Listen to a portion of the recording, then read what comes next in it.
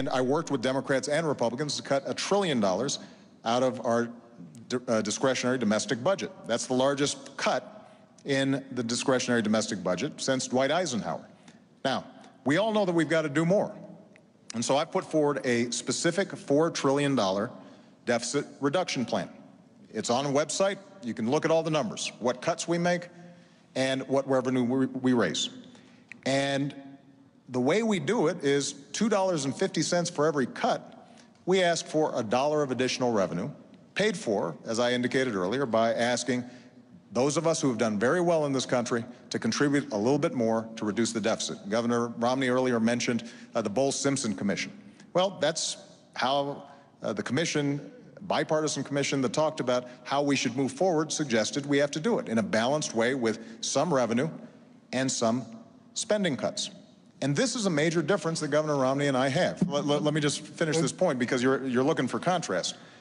When Governor Romney stood on a stage with other Republican candidates for the nomination, and he was asked, would you take $10 of spending cuts for just $1 of revenue? And he said no. Now, if you take such an unbalanced approach, then that means you are going to be gutting our investments in schools and education.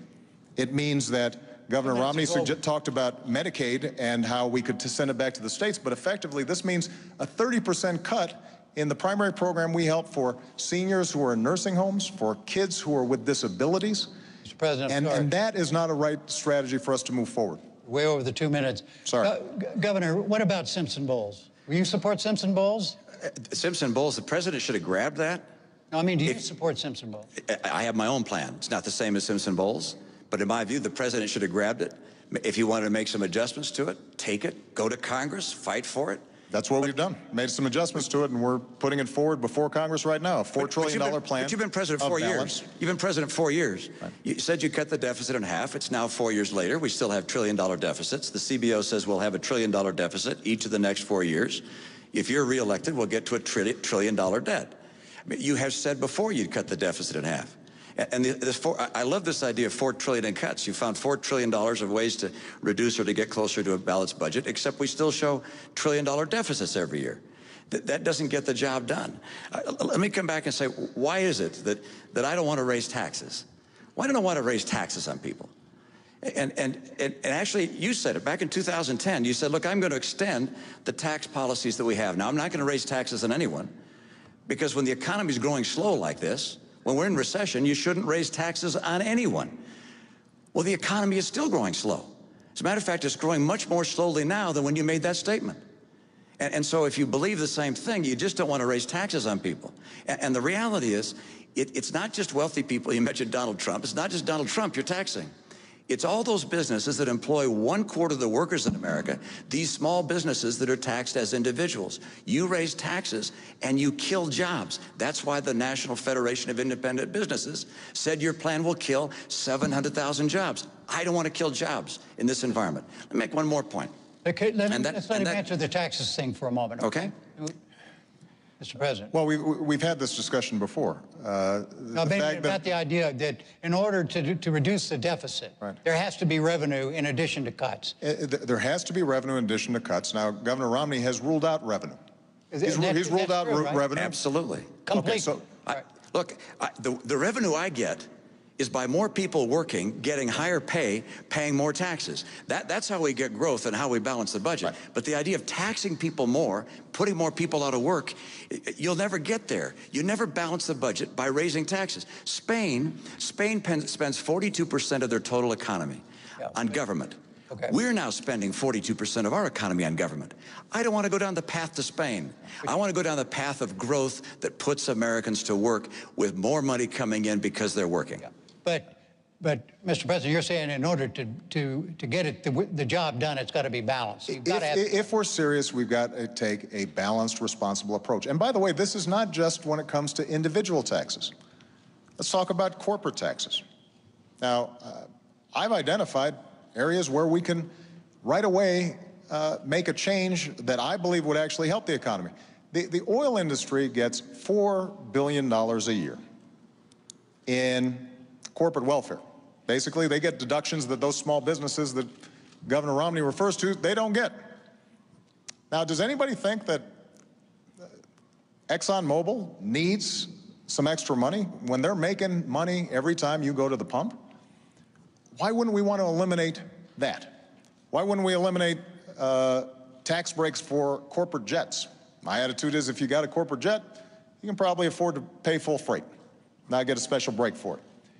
When it comes to corporate taxes, Governor Romney has said he wants to, in a revenue-neutral way, close loopholes, deductions. He hasn't identified which ones they are, but thereby bring down the corporate rate. Well, I want to do the same thing, but I've actually identified how we can do that.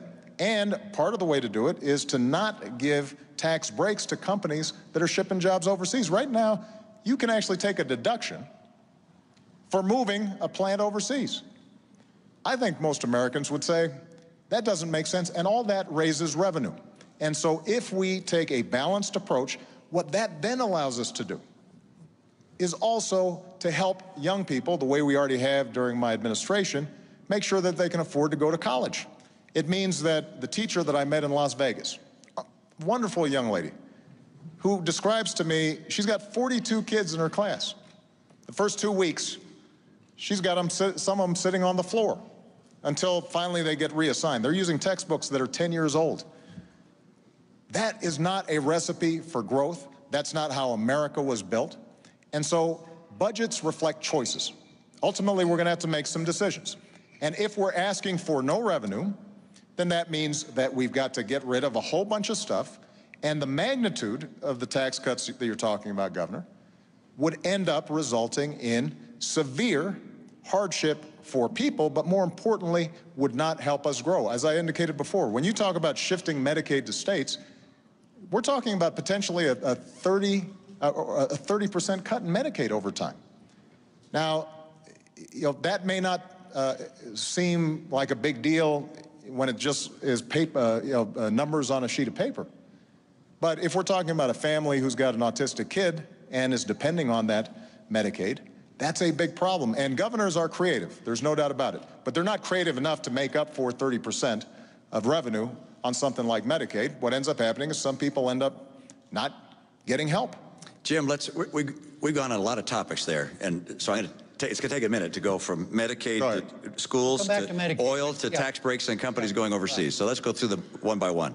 First of all, the Department of Energy has said the tax break for oil companies is $2.8 billion a year. And it's actually an accounting treatment, as you know, that's been in place for 100 years.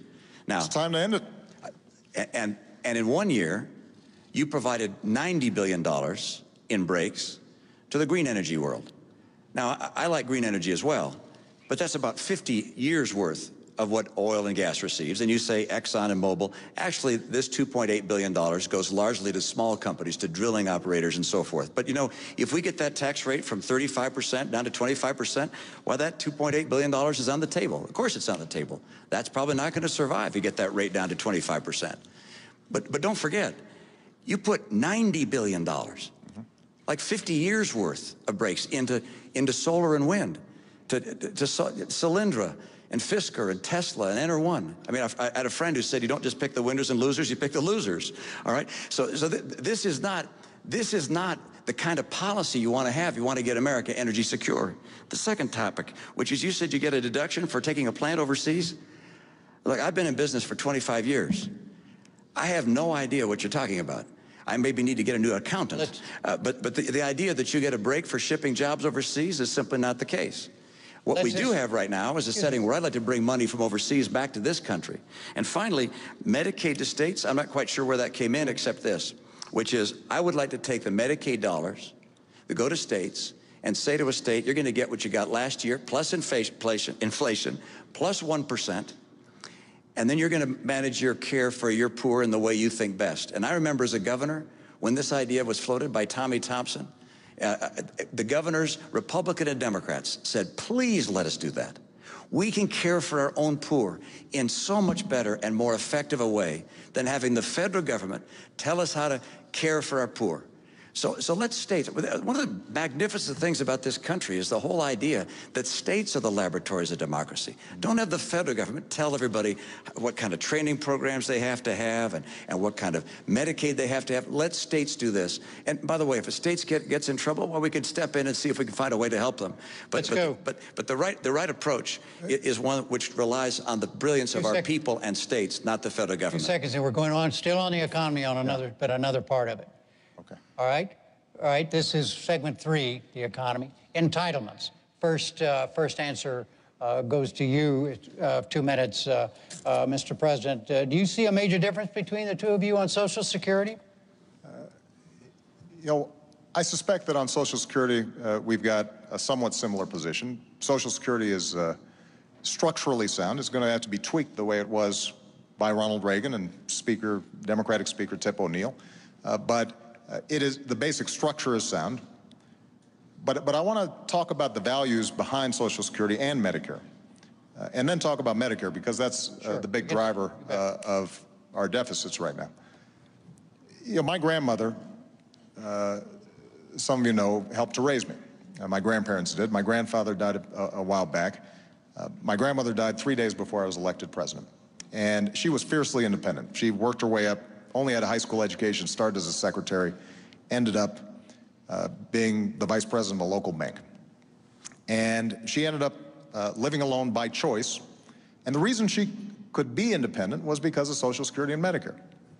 She had worked all her life, put in this money, and understood that there was a basic guarantee, a floor under which she could not go. And that's the perspective I bring when I think about what's called entitlements. You know, the name itself implies some sense of dependency on the part of these folks. These are folks who've worked hard, like my grandmother, and there are millions of people out there who are counting on this.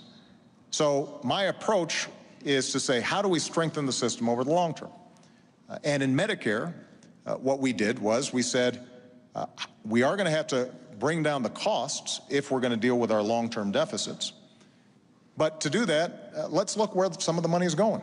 $716 billion we were able to save from the Medicare program by no longer overpaying insurance companies, by making sure that we weren't overpaying providers. And using that money, we were actually able to lower prescription drug costs for seniors by an average of $600. And we were also able to make a significant dent in providing them the kind of preventive care that will ultimately save money throughout the system. So the way for us to deal with Medicare in particular is to lower health care costs. When it comes to Social Security, as I said, you don't need a major structural change in order to make sure that Social Security is there for the future. We'll follow up on this. First, Governor Romney, you have 2 minutes on Social Security and entitlements. Well, Jim, our seniors depend on these programs, and I know anytime we talk about entitlements, people become concerned that something's going to happen that's going to change their life for the worst. And the answer is neither the president nor I are proposing any changes for any current retirees or near retirees, either to Social Security or Medicare. So if you're 60 or around 60 or older, you don't need to listen any further. But for younger people, we need to talk about what changes are going to be occurring. Oh, I just thought about one. And that is, in fact, I was wrong when I said the president isn't proposing any changes for current retirees. In fact, he is on Medicare. On Social Security, he's not. But on Medicare, for current retirees, he's cutting $716 billion from the program. Now, he says by not overpaying hospitals and providers, actually just going to them and saying, we're going to reduce the rates you get paid across the board. Everybody's going to get a lower rate. That's not just going after places where there's abuse. That's saying we're cutting the rates. Some 15% of hospitals and nursing homes say they won't take any more Medicare patients under that scenario. We also have 50% of doctors who say they won't take more Medicare patients. We have 4 million people on Medicare Advantage that will lose Medicare Advantage because of those $716 billion in cuts. I can't understand how you can cut Medicare $716 billion for current recipients of Medicare. Now you point out, well, we're putting some back. We're going to give them a better prescription program. That's $1 for every 15 you've cut. They're smart enough to know that's not a good trade. I want to take that $716 billion you've cut and put it back into Medicare. By the way, we can include a